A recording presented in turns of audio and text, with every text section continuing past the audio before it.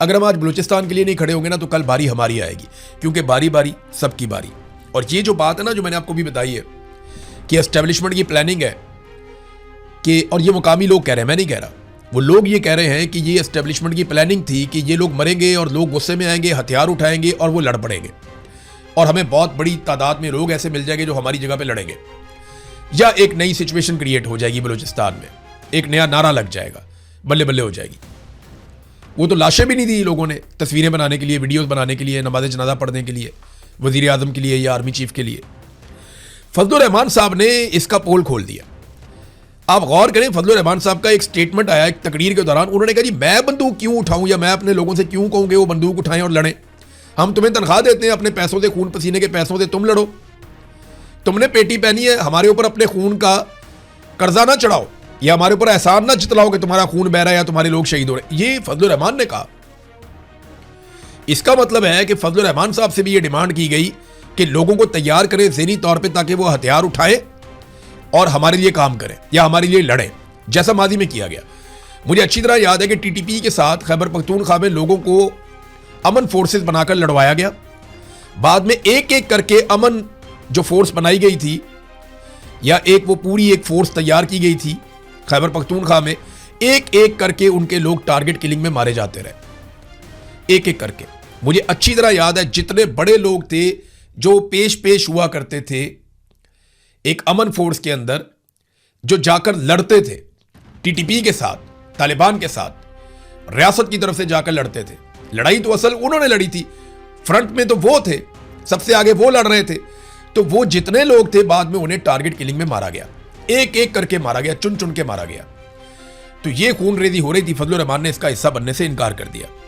देखिए पिछले 72 घंटों में जो वीडियोस रिलीज हुई है ना, टीटीपी की जानिब से या बीएलए की जानिब से, बलूचिस्तान लिबरेशन आर्मी है और एक टीटीपी है, इनकी जानिब से जो वीडियोस जारी की गई हैं वो ये बता रही हैं कि मुस्तकबिल कोई अच्छा नहीं है और दहशतगर्दी बहुत ज़्यादा बढ़ती चली जाएगी। लोग बलूचिस्तान को, जो बाहर से आए हुए लोग हैं, वो फौरी तौर पे बलूचिस्तान को खाली कर रहे हैं। लोग वहाँ से छोड़ कर जा रहे हैं।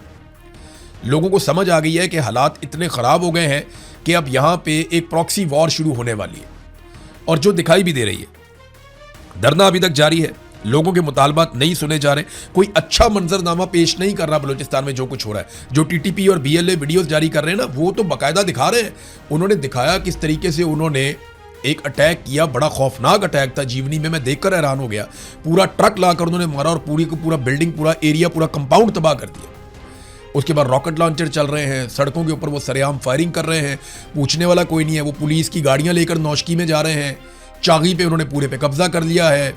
अभी गवादर के करीब से मजीद रिपोर्टें आ रही हैं। मैं तो हैरान हो रहा हूं कि रियासत कहां पे, रियासत की रिट कहां पे, कुछ दिखाई नहीं दे रहा।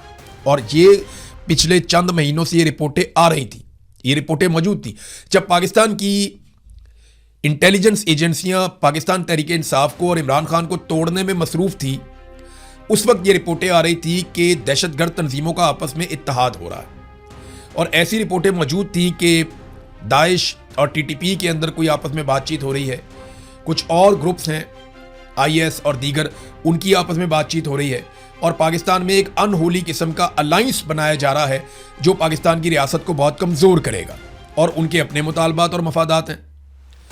लेकिन क्योंकि रियासत और रियासती एजेंसियां जो हमारे पैसों से तनख्वाह लेती हैं, वो सारे उस वक्त इमरान खान को तोड़ने में लगे हुए थे कि 26वीं तरमीम कैसे करवानी है, 27वीं तरमीम कैसे करवानी है, आसिम मुनीर साहब को 5 साल मजीद नौकरी पे कैसे रखना है, उन्हें ताहयात इस्तिस्ना कैसे दिलवाना है, और किस तरीके से आईनी अदालतें बनाकर अपने लिए रास्ता निकालना है। वो सारे इस चक्कर में लगे हुए थे। अभी लगभग दर्जनों जजेस मजीद लाए जा रहे हैं, और इन जजेस को लाने में मेरिट की धज्जियां उड़ाई जाएंगी। वो एक जज के बारे में अभी हमारे एक जर्नलिस्ट हैं, वो रिपोर्ट भी कर रहे थे, असद मलिक साहब। वो 2 मरतबा उसने इम्तिहान दिया वकील ने, सिविल जज के लिए, दोनों दफ़ा फेल हो गया। एक दफ़ा उसने प्रोसिक्यूटर बनने के लिए इम्तिहान दिया, फिर फेल हो गया। अब उसका नाम डाला हुआ हाई कोर्ट का जज बनाने के लिए।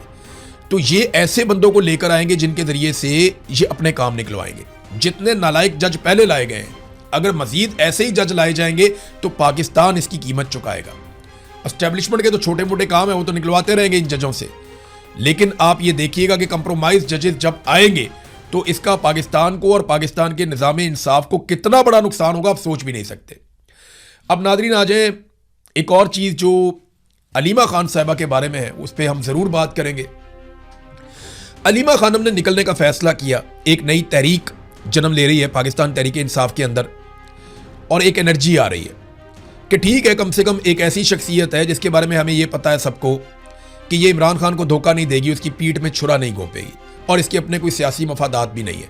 ना इसने मिनिस्टर बनना है, ना इसने वज़ीर आज़म बनना है, ना इसने वज़ीर आला बनना है, इसका कोई ताल्लुक ही नहीं है इसके साथ। वो अपने भाई के लिए पहले भी आई थी, वो अपने भाई के लिए फिर आ गई।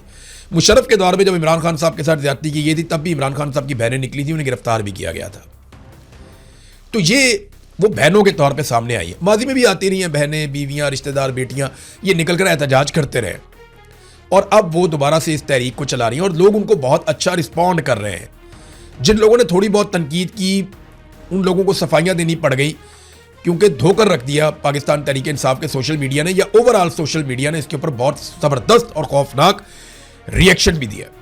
अब अलीमा खानम को अगर ना रोक पाई एस्टेब्लिशमेंट तो ये एक तहरीक बहुत बड़ी बन जाएगी और एस्टेब्लिशमेंट पे दबाव बनेगा। फेलियर तो इनका बहुत बड़ा हो गया, इन्हें समझ नहीं आ रही कि ये मुद्दा किसके ऊपर डालें, क्योंकि पौने 2 साल से पाकिस्तान तहरीक इंसाफ ने कोई बड़ा एहतजाज नहीं किया, वो निकले नहीं एहतजाज करने के लिए, तो फ्री हैंड है हुकूमत को।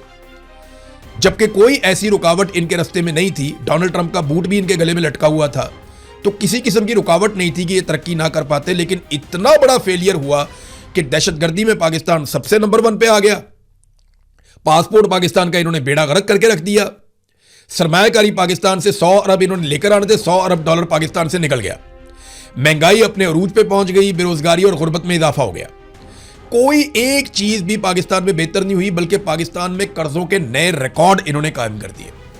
अब अगर आप प्लस और माइनस करें तो सारा माइनस ही माइनस है, प्लस है कुछ नहीं। तो अब ये मुद्दा किस पे डालें, इनको ये भी समझ नहीं आ रही। हुकूमत मुकम्मल तौर पे कोलैप्स हो चुकी है, पूरा रिजीम फेल हो चुका है, और अब उन्हें किसी पे तो डालना होगा, डालें किस पे? तो अलीमा खानम को ऐसा लगता है कि गिरफ्तार किया जाएगा। नजम सेठी ने यह खबर सुना भी दी कि अलीमा खानम को गिरफ्तार किया जा सकता है, उन्हें सजा सुनाई जा सकती है, उनका यह तज्जिया है। लेकिन देखिएगा कि आने वाले दिनों में आसिम मुनीर साहब की यह मजबूरी बन जाएगी, उन्हें अलीमा खानम को पकड़ना पड़ेगा, क्योंकि उसके बगैर उनका गुजारा नहीं है। और अलीमा खानम अगर खैबर पख्तूनख्वा में ही जलसे और जुलूस करती है और बहुत बड़ी मिकदार में खैबर पख्तूनख्वा को तगड़ा करके खड़ा कर देती हैं और अपनी दूसरी बहनों को कहती हैं कि आप अडियाला जेल जाओ, तो एक नई सिचुएशन हो जाएगी, क्योंकि खैबर पख्तूनख्वा से उन्हें गिरफ्तार करके ले जाना ये खैबर पख्तूनख्वा वालों के लिए बड़ी मुसीबत बन जाएगी।